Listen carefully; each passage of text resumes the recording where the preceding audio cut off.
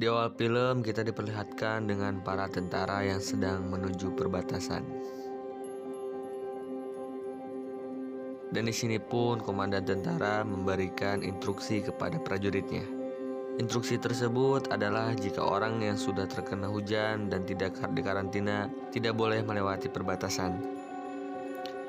Dan jika tidak patuh langsung ditembak di tempat. Scene berpindah ke Simon dan Rasmus yang dikurung di ruangan di bunkernya sendiri oleh para kelompok. Mereka pun disangka sudah terkena air hujan dan harus berkarantina.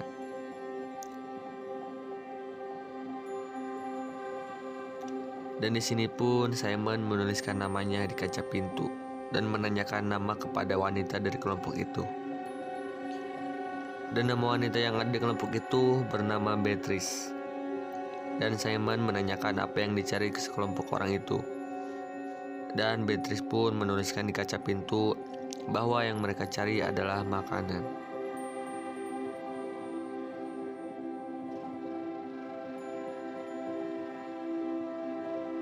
Di sini Simon menunjukkan sebuah peta jalan ke bunker lainnya kepada si pria namanya Martin dan memberitahu bahwa di sana terdapat makanan.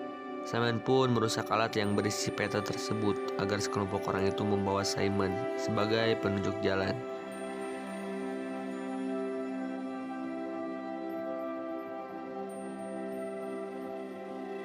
Scene berpindah kepada Martin yang dulu masih menjadi tentara yang sedang berjaga.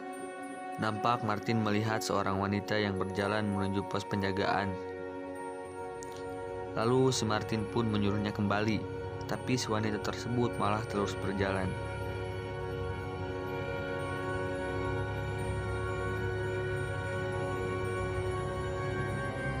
Si Martin pun bingung entah harus menembak atau tidak karena dia tidak tega.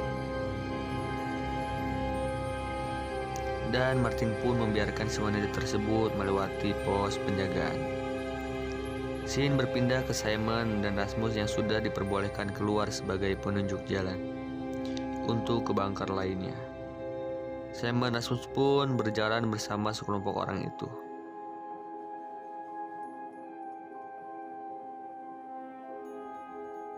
Dan scene berpindah kembali kepada Martin yang dulu yang membiarkan si wanita tersebut masuk melewati perbatasan. Dan di sini pun Martin mendatangi pos penjagaan.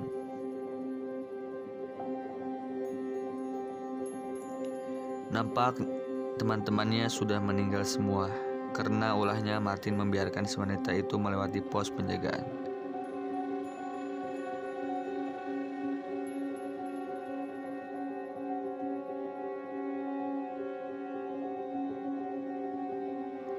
Lalu Martin pun kabur ke dalam hutan. Scene berpindah kembali kepada Martin yang sekarang, yang sedang berjalan bersama kelompoknya dengan Rasmus dan Simon.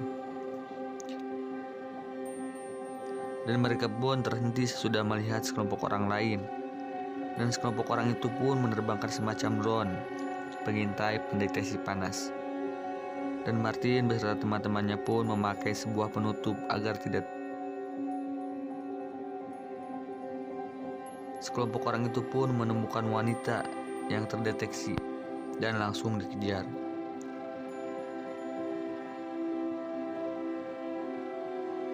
Martin pun beserta kawan-kawan membantu si wanita tersebut dari kejaran sekelompok orang jahat.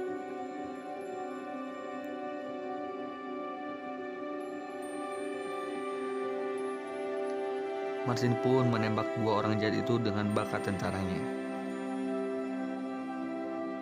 Di sini terlihat wanita tersebut terperosok ke dalam kubangan air. Dan langsung Martin menembaknya karena sudah terinfeksi dari kubangan air hujan.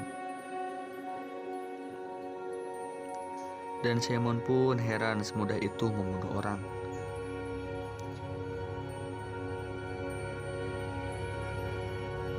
Cerita perjalanan mereka pun berlanjut. Mereka pun menemukan tempat peristirahatan dan mereka pun bermalam di tempat itu.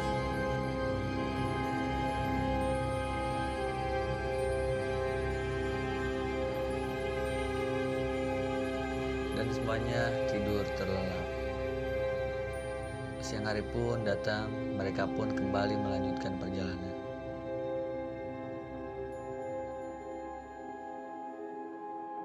Di sini Rasmus sedang mengobrol dengan Beatrice, dan tiba-tiba Rasmus pun kakinya harus terperosok ke kubangan air.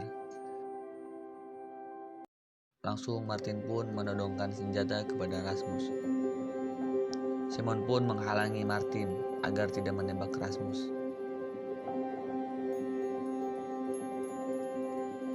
Dan di sini Beatrice membuka sepatu Rasmus.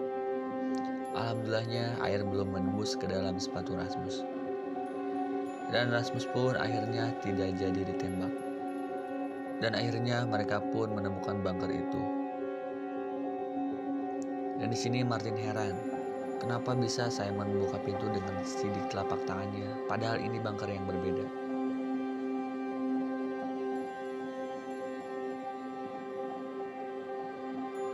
Bunker pun terbuka dan mereka pun masuk.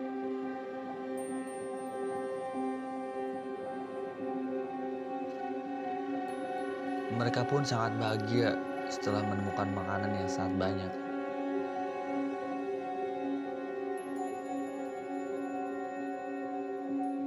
Simon pun nampak menemukan smartphone, dan smartphone tersebut milik ayahnya, dan bahwa ayahnya pernah tinggal di bunker ini.